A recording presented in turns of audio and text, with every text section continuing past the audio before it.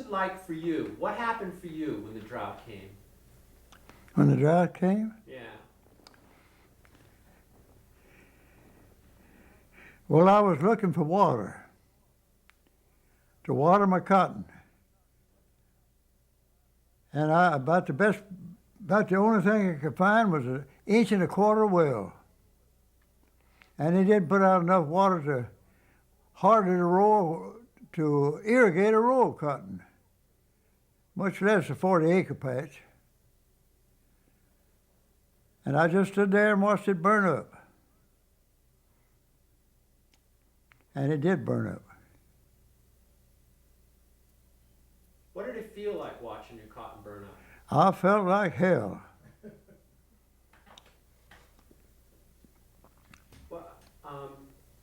What did it feel like when you're watching that cotton burn up? Well, if you imagine how a person can feel who sees that he's losing every damn thing he's got, all the money he's put into that crop, and you can just flat-footed sit there and see it gone away, just blown away with the sun. You can imagine how he feels. He feels like hell. There's no way to describe his feeling. Can you tell me about your brother's farm? What kinds of things? What? Can you tell me about your brother's farm during that time? Well, he was farming with mules. Could you start out again and say, my brother? My brother? Yeah. He was farming with mules and Negro sharecroppers. And they did all the labor, and he furnished them the money to live on and a place to live. And of course, they felt pretty bad to see their crops burn up too, because they didn't have any water. At that time, we didn't have any big wells. At the present time, I've got some 6-inch wells and some 8-inch wells. And they can all irrigate my cotton crop and also irrigate my rice. So now we don't have to worry about whether it's sun shining every day at 106 and 110 degrees, because we know we can put the water to it and save them and make a good crop. But back then we had no water. We had to depend upon nature, and nature wasn't very kind to us. In fact, it was very unkind. Just how rough did times get? I beg you. How rough did times get? They got awful rough. Could you sit back, please? Because you're... Just how rough did times get? Well, you just had no money. Money was a very, very scarce article. And if you had a dime or a quarter in your pocket, you were rich. And you borrowed your money from the bank to operate with. No, we have to do something. Yeah, let's see. What can we do? One.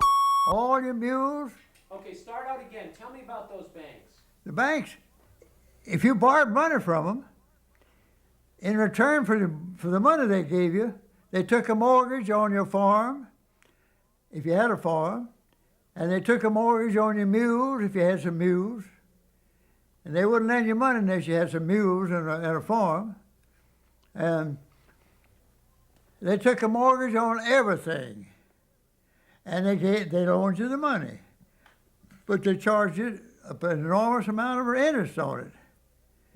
And at the end of the year, if your cotton burned up, you couldn't pay your mortgage. And they foreclosed on your farm. They foreclosed on your mules. They took everything you had. And they couldn't help it because the banking commissioner told them to do it. Did you know anybody? Hold it. ready to go on. Yes.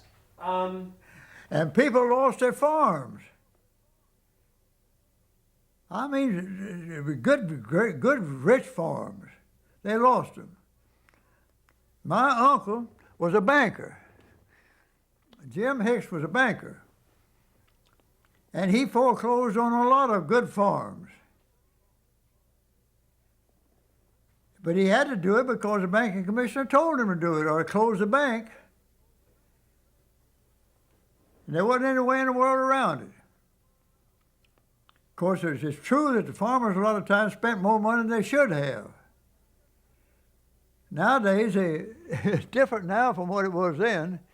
Then you didn't have pickups all everywhere.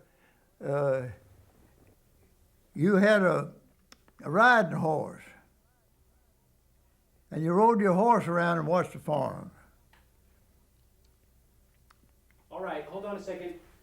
Let's keep rolling. When did you hear about the bank closings? Can you tell me about that time in Los Angeles? Oh, not the banks closing. I'm talking about the insurance. You mean the banks in Arkansas closing? Right. I don't even remember the date. We were sitting down in the honky tonk, Lawrence and I, Lawrence Banks, having a drink and carrying on with the girls. And one of his employees came down from the bank building where he owned it and where his business was, insurance business, and told him, said, Lawrence, every one of your banks are closed in Arkansas. Says, you're broke, you haven't got any money. And he was a millionaire up to that time. Before that time, he had an airplane, and we went riding in it all the time. And we came in and landed one day at Santa Monica on the concrete ramp they had there. And he was driving too fast. He was drunk, and I was about half drunk. And he slammed the brakes on to keep from running into the hangar. And he turned the plane over on its nose. And my head drug on the concrete for about 30 feet before it stopped. And I unfastened my buckle on my belt. And I said, Lawrence, that's the last time I'll ever take a ride with you, old boy. Do you remember the England riot incident? There wasn't any riot in England. Whoever put that stuff out there was just a lot of hokum. There never was any food riot in England. I don't know where you got that idea. If you keep asking me about it, I still don't have any idea. There wasn't any food riot in England. Well, people called it a riot, but I know there wasn't one. Why did they say it was a riot in the papers? Oh, you understand, these newspapers do anything for publicity. And the Arkansas Gazette was the worst one of them. It's now a second-rate paper. The Arkansas Gazette is, and the Arkansas Democrat's the leading newspaper in Arkansas now. But they'll do anything to get publicity or to make people get scared. I just finished telling you how they got food in England. Well, what was your opinion about what happened in England that day? Nothing happened. Except people would come into a store, they furnished them. You know, in those days, you got your furnishings from a store. And the store got their financial backing from a bank. And of course, it all worked out where somebody had to pay it all back. And when they didn't pay it back, they foreclosed on them, the banks did. And there just wasn't any money to loose around. Now, just for instance, I went in town just before dinner, and I stepped out of my car, walked in the bank, and got a pile of money. back in those days, you couldn't even think about doing something like that. You walked in the bank, they said, "What do you want it for?" I know one of the girls asked me, said, I went in and cashed a check for $25. And they said, "What do you want it for, Joe?" I said, "That's none of your business what I want it for." "Yes, it is my business. It's money you borrowed from the bank, and we ought to know what you're going to do with it." I said, "I'm going to buy whiskey with it." and they finally fired that girl.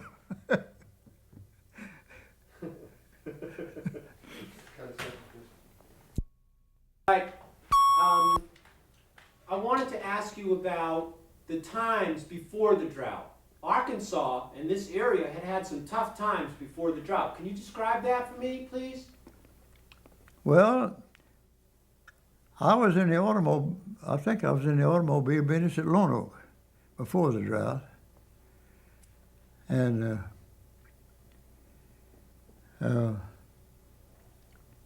we almost went broke. We couldn't sell any automobiles.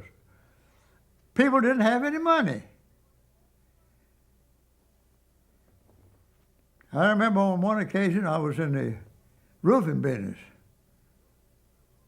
and I put a roof on it, on a man's house. My name was Shaw, and he paid me the cash. And I went to send the money back to Pigeon Thomas at Memphis, Tennessee, and the fellow wouldn't take the money. He says, "No," he says, "I'll be held up between here and Memphis," and says they won't allow me to take the money. And so before I could make other arrangements, the bank there at Lone Oak went broke. And I had to get out and borrow some money from my friends to pay it. That's how tough times were. There just wasn't any money. Nobody had any money. And the ones that had it sat down on it and wouldn't turn it loose. Okay, great. Now, the people here, during the drought, had a really rough time, especially the poor farmers and the sharecroppers and the tenants, people like that. Everybody was having a rough time. Yeah. How did they get their help? Who helped them?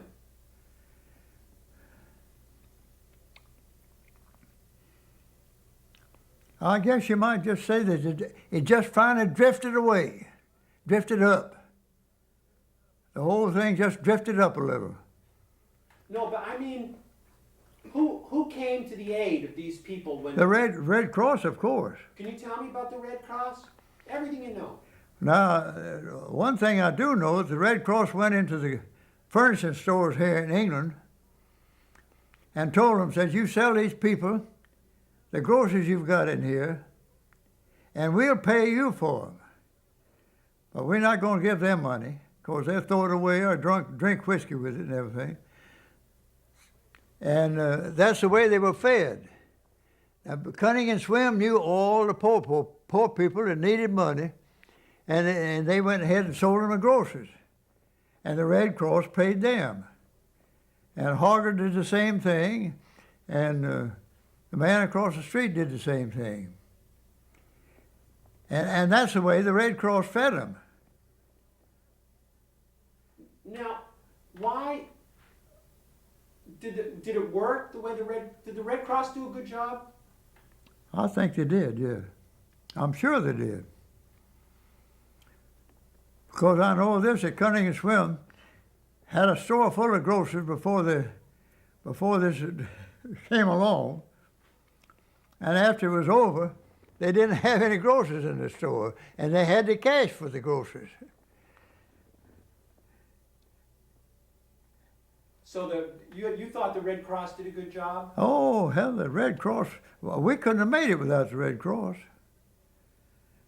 There would have been a lot of people dying, committing suicide and things like that. It was that close, huh?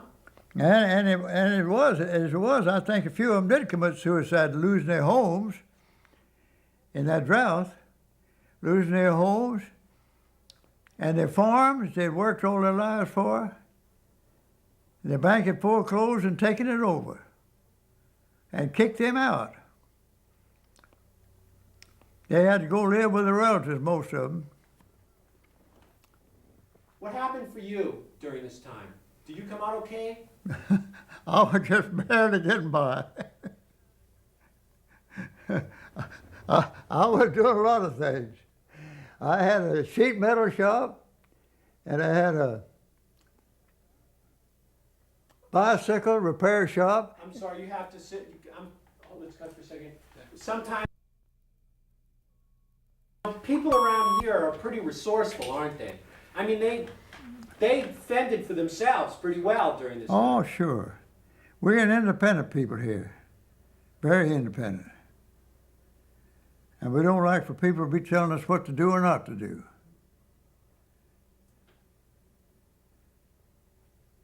Now, a lot of people didn't want to go, even though they were starving, they didn't want to go get aid. That's the truth. Why? Well, they just were taught differently to be independent of the federal government and the state government. They felt like the state didn't owe them anything, and they didn't owe the state anything, except taxes. Of course, you had to pay your taxes in those days, or you lost your property.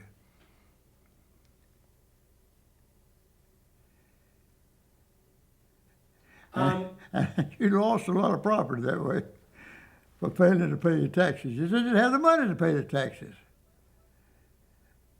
So people were really squeezed, huh? Yeah, it was squeezed.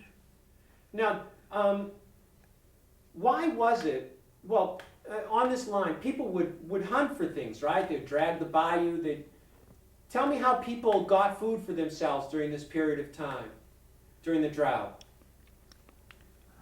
Well, I just finished telling you the Red Cross. But they also foraged for themselves. They would shoot rabbits. Oh, sure, they killed rabbits and squirrels and coons and possums. But mostly rabbits, because rabbits good to eat. But that's the meat they got. And you could buy a slab of fat meat, a slab about long enough for a nickel. Things were cheap, all right. You were cheap, but you couldn't buy them because you didn't have the money. Do you remember the flood of 27? The what of 27? The flood? Oh, sure. I was in the National Guard and did flood duty in that flood. How hard did it hit the state of Arkansas? What kind of impact did the flood have on this place? Well, it had a terrible impact. I did duty at Wynne, Arkansas. That's a little town between here and Memphis. And it had about 3,000 people in it. And there was 30,000 people had come in for food and for help. They had been running away from their farms. And I think I told you this the other night. I was in the National Guard and had a .45 strapped on my right hip. And I walked the streets at night. And there wasn't a single crime committed by those 30,000 people. Not a single crime committed. Boy, I'd hate to see something like that happen in Boston. Ooh, they'd tear the town apart. What kind of relationship did your uncle have with President Hoover? Very good. Tell me why. Why did they have a good relationship? Well, because they respected each other and because Senator Robinson knew that Hoover was a good man and a smart man.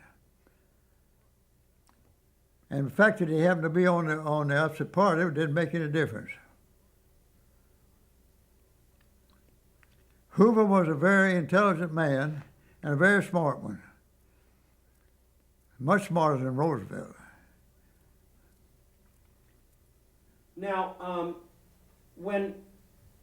did Senator Robinson believe, how did he think he could help the people here during the drought? What was his idea about helping people here? There wasn't any way to help people here. They should go to the Treasury and get the money out of the Treasury.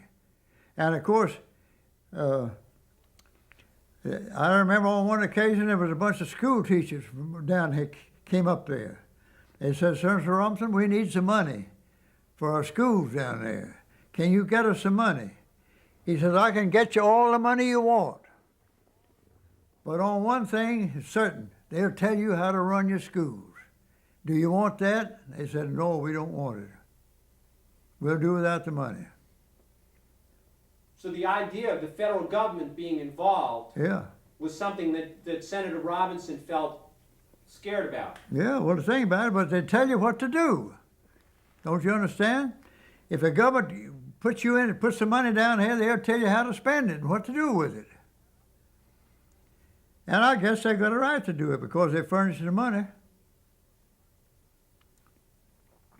But when he told these school teachers that we don't want that down there. We want them to leave our schools alone. That's great, great.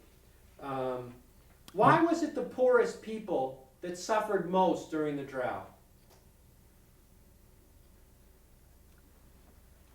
Actually, the people who suffered most were the ones who lost their homes and farms.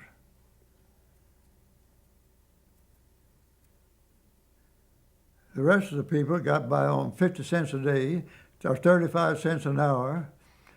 In fact, as late as 1939, when I came down here, I hired a bunch of hands out there to clear up the roots and stumps out of my farm.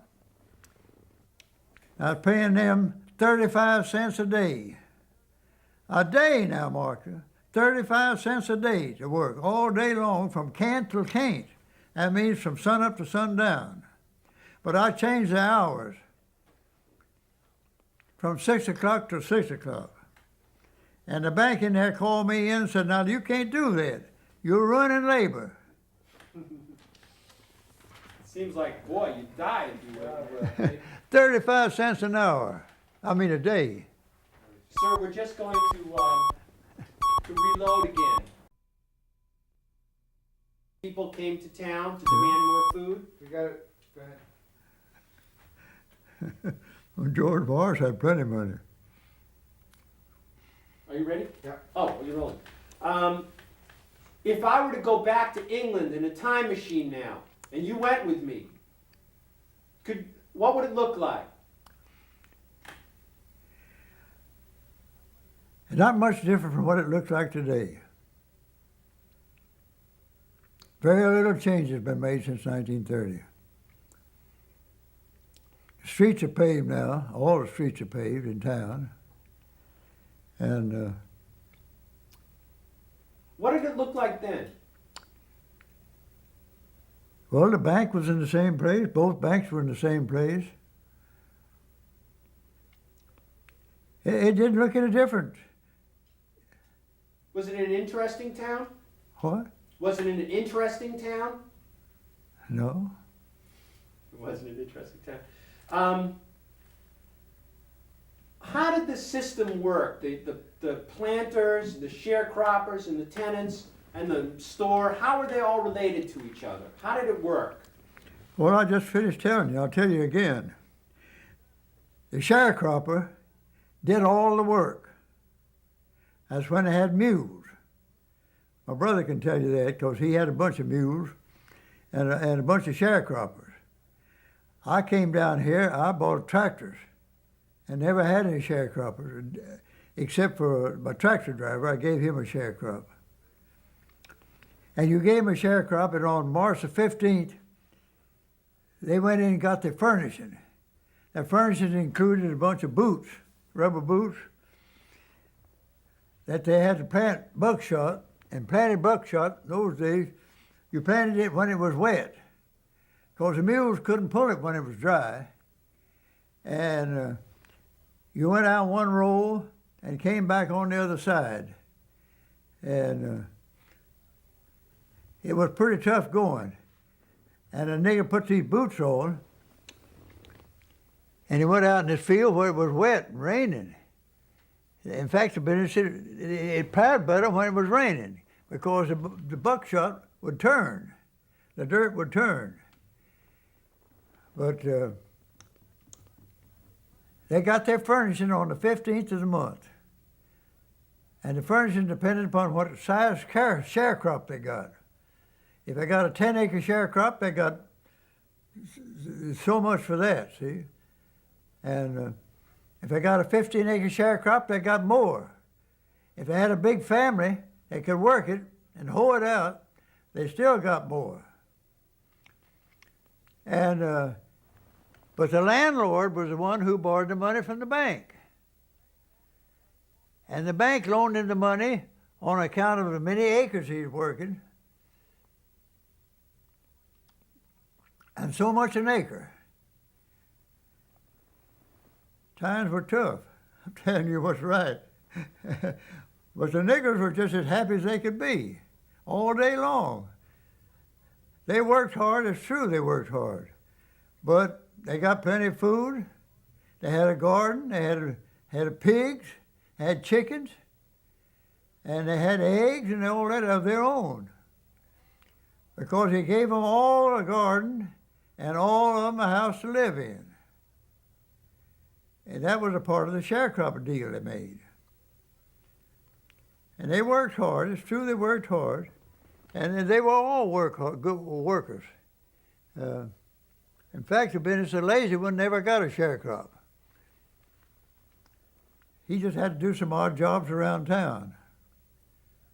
But that was the system we had in those days, before the tractors came in.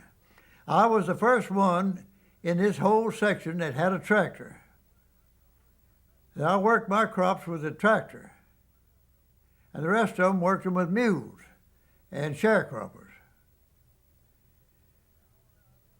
And from then on out, well, they all started, finally sold the mules, and finally went over to tractors. And now it's all tractor work. When did you get your tractor? Was it 1930 or so? In 1939 is when I got the tractor. Okay. How did people help each other out during the drought? Did people help each other out? No, there wasn't any way to help each other. Of course, if a person got sick, they helped take him to the hospital. And the doctors had to work on credit, or for a chicken, or for some groceries, for some vegetables out of the garden.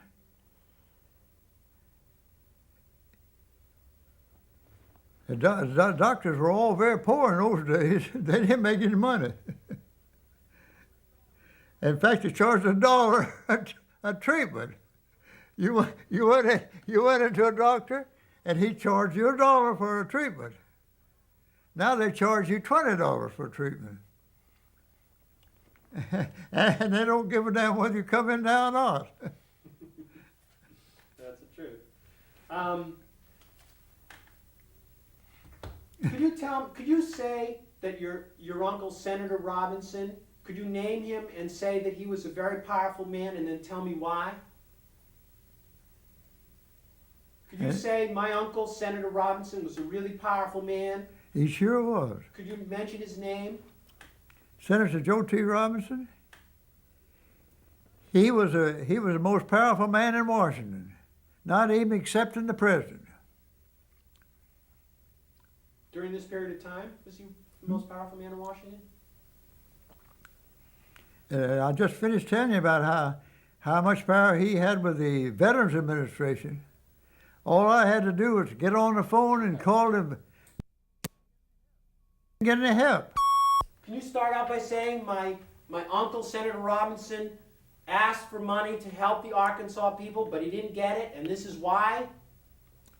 And why? But because Just start out by saying my uncle, Senator Robinson. my uncle, Senator Joseph T. Robinson, asked Congress for some help for the people in Arkansas. He didn't get it because the people in New York and Chicago and Boston and places like that said, if you help them, you've got to help us too. And of course, he couldn't do it. Of course, you couldn't help everybody. Didn't have the money. And these days, you don't have to have money to help people.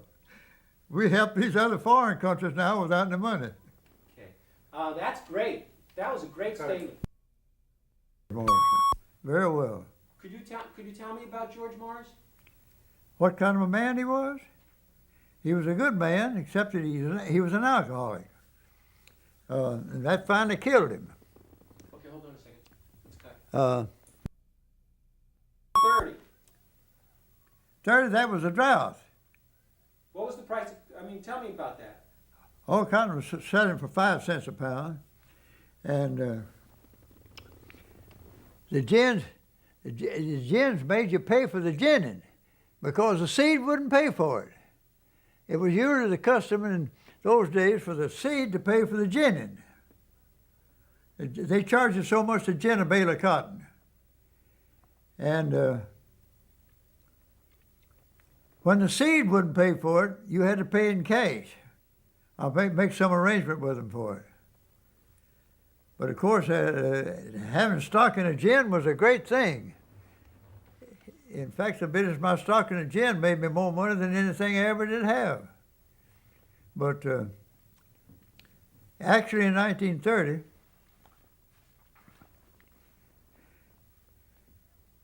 you couldn't even give away your cotton. You couldn't give away your seed. 31. That was the year we made cotton. Cotton ran out of years. We made so much. Following the drought, 1930. And it just turned to cotton. And you couldn't sell it. Nobody would buy it. 5 cents a pound was all they'd pay you for it. Now that's pitiful. 5 cents a pound wouldn't even pay for the expense of hoeing it. The price of cotton was really high during World War I, wasn't it? How come it fell so much? World War I. You know, the price of cotton was up there at $1. Well, it was scarce is the reason. How come it fell? Oh, wait a minute. This was back in 1930 we talking about. Right. World War I was considerably later. Earlier. Cotton was way up here, not in World War I, the Great War. Yeah, Then it fell down to nothing. yeah, that's right. Why? I just finished telling you the demand for it wasn't there. They didn't have any demand for it. Supply and demand, they had too much big supply. Now, in the 1920s, it was already hard, right? Yeah, What was the drought like a knockout punch? yeah, that really knocked it out. Is there anything I haven't asked you that you'd like to talk about?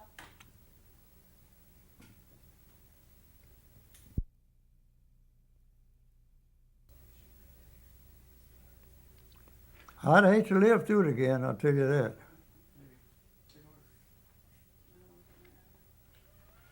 And I can think of the many of my good families, really good people who lost their farms